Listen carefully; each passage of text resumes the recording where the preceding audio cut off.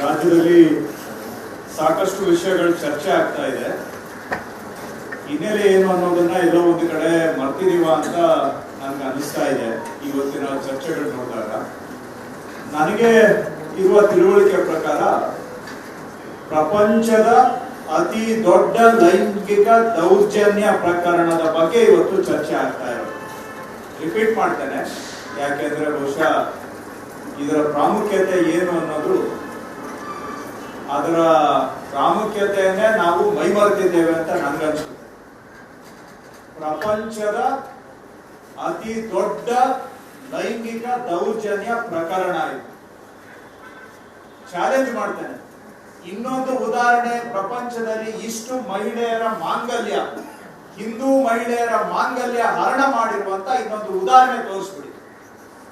ಯಾವ ಜಾತಿ, ಯಾವ ಧರ್ಮ, ಇಷ್ಟೊಂದು ಮನೆಗಳನ್ನ ಬೀದಿಗೆ ಹಾಕಿ ಮನೆ ಹಾಳು ಮಾಡುವಂತ ಇನ್ನೊಂದು ಪ್ರಕರಣ ಇದ್ರೆ ಮಾತಾಡಿ ಯಾರಾದ್ರೂ.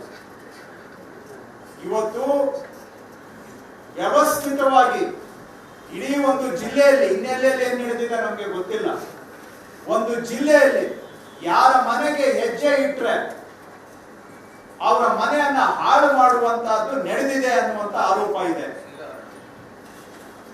ಮಾನಹರಣ, ಶೀಲಹರಣ, ಮನೆ ಹಾಳು, ಮಾಂಗಲ್ಯ ದೋಚಿರುವಂತ ಪ್ರಕರಣ ಇದು. ಇದು ಮೂಲ ಪ್ರಕರಣ. ಇದ್ರ ಬಗ್ಗೆ ತನಿಖೆ ಆಗಬೇಕು. ಆರೋಪ ಇದೆ, ಸತ್ಯ ಹೊರಗೆ ಬರಬೇಕು. ಯಾರು ಮಾಡಿದ್ದು, ಹೌದಾ ಇಲ್ಲವಾ? ಇದರಲ್ಲಿ ಮಾನಹರಣ, ಮನೆ ಹರಣ ಆಗಿರುವಂತವರಿಗೆ ನ್ಯಾಯ ಸಿಗಬೇಕು. ಯಾರು ತಪ್ಪು ಮಾಡಿದ್ದಾರೆ ಅವರಿಗೆ ಶಿಕ್ಷೆ ಆಗಬೇಕು. ಇದು ನಮ್ಮ ಗುರಿ ಆಗಬೇಕು. ಆದ್ರೆ ನಡಿ ಈಗ ಶುರು ಮಾಡೋಣ.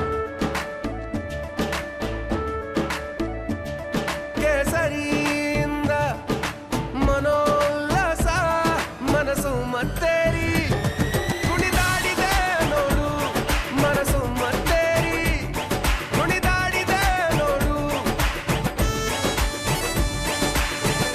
ಕ್ಷಣ ಕ್ಷಣವೂ ಆಚರಿಸಿ ಕೇಸರಿ ಹಬ್ಬ.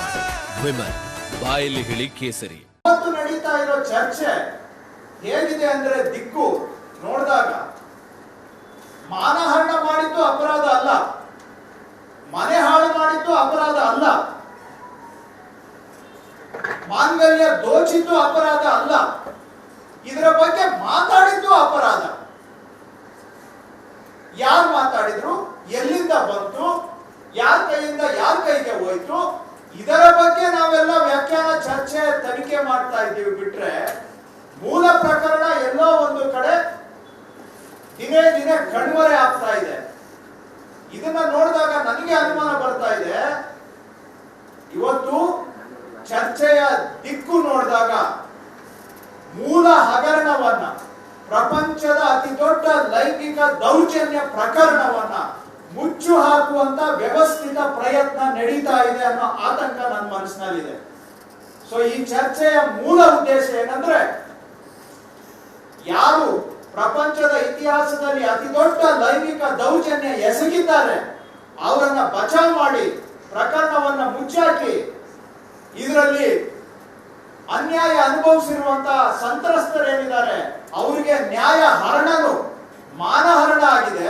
ಈಗ ನ್ಯಾಯ ಹರಣನು ಮಾಡುವಂತ ದಿಕ್ಕಿನಲ್ಲಿ ಚರ್ಚೆಗಳು ಸಾಗ್ತಾ ಇದ್ದಾವೆ ಅನ್ನೋ ಆತಂಕ ನನಗೆ ಕಾಣ್ತಾ ಇದೆ. ಒಟ್ಟಾರೆ ಇದು planned effort, surgical strike.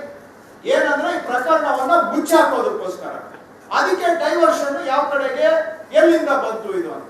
So ಹೇಗಿದೆ ಅಂದ್ರೆ, ದರೋಡೆ ಮಾಡಿದ್ದು ಅಪರಾಧ ಅಲ್ಲ, ಯಾರು ದರೋಡೆ ಮಾಡಿದ್ರು, ಯಾರ ಮನೆ ದರೋಡೆ ಮಾಡಿದ್ರು ಇದು ಮುಖ್ಯ ಅಲ್ಲ.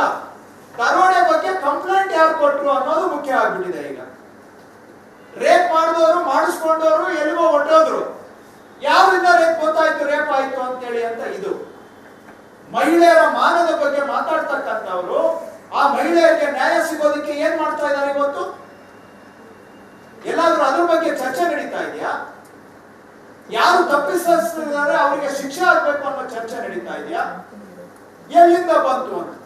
ಆಯ್ತು, ನಿಮಗೆ ಚರ್ಚೆಗೋಸ್ಕರ ನಾನು ಆ ಪ್ರಶ್ನೆಗೆ ಉತ್ತರ ಕೊಡ್ಲಿಕ್ಕೆ ಪ್ರಯತ್ನ ಮಾಡ್ತೇನೆ. ಎಲ್ಲಿಂದ ಬಂತು? ಇಲ್ಲಿವರೆಗೂ ನಾವು ಒಪ್ಕೊಂಡಿರುವಂತ ವಾಸ್ತವಾಂಶಗಳು ಏನು? ಯಾರೋ ಒಬ್ರು ಅವ್ರ ಜೊತೆ ಕೆಲಸ ಮಾಡ್ತಾ ಇದ್ರು, ಅವ್ರ ಹೆಸರುಗಳನ್ನ ಹೇಳಿ ನಾನು ಅವ್ರನ್ನ ಇಲ್ಲಿ ಕಿರೀಟದಲ್ಲಿ ಕೂರಿಸ್ಲಿಕ್ಕೆ ಬಯಸೋದಿಲ್ಲ. ಅವ್ರ ಹತ್ರ ಇದಿತ್ತು ಸಾಕ್ಷಿಗಳು, ಅದನ್ನ ತಗೊಂಡೋಗಿ ಇನ್ನೊಬ್ರು ಬಿಜೆಪಿ ಲೀಡರ್ ಕೈಗೆ ಕೊಟ್ರು. ಆ ಕೊಟ್ಟು ಬಹುಶಃ ಸರಿಸುಮಾರು 1 ವರ್ಷ ಅವಧಿ ಆಗಿದೆ ಅಂತ ನನ್ಗನ್ಸುತ್ತೆ. ಸಾಂದರ್ಭಿಕವಾಗಿ ನೋಡಿದಾಗ 1 ವರ್ಷ ಆಗಿದೆ. ಅದನ್ನ ತೆಗೆದುಕೊಂಡವರು ಲಾಯರ್, ಕಾನೂನು ಬಗ್ಗೆ ಪುಂಖಾನುಪುಂಖ ಮಾತಾಡ್ತಾರೆ.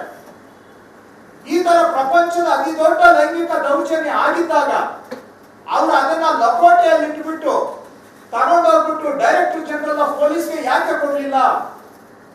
ಕೊಟ್ಟಿದ್ರೆ ಇವತ್ತು ಯಾವ್ದು ಬೀದಿಯಲ್ಲಿ ಮಾನ ಯಾವ್ದು ಹರಾಜ್ ಆಗ್ತಾ ಇರ್ಲಿಲ್ವಲ್ಲ.